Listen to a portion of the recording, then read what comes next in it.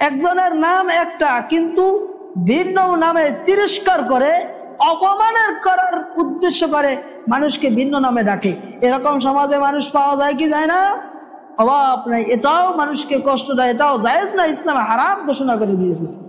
আল্লাহ সুবহানাহু ওয়া তাআলা বলেন, ওয়ালা তানাবাজু বিল আলকাব, তোমরা কখনো মানুষদের অন্যায়ভাবে মন্দ নামে কাউকে ডাকিও না। অন্যায়ভাবে মন্দ নামে ডাকা যাবে না। যাবে বিসাল ইসমুল ফুসুকু বাদাল ঈমান, ঈমান আনার পরে এটা সবচেয়ে একেবারে নিকৃষ্টতম কাজ। ঈমান আনার পরে একজন মুসলমান ব্যক্তির ঈমান আনার পরে ওই ব্যক্তিকে অথবা কোনো মুসলমান ভাইকে অন্যায়ভাবে মন্দ নামে ডাকা, এটা হচ্ছে ফুসুকি কাজ, অন্যায়মূলক একটি কাজ, নিকৃষ্টতম কাজ।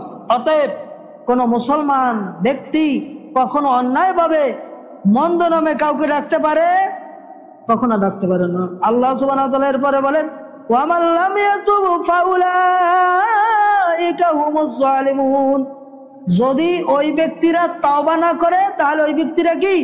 জালেম।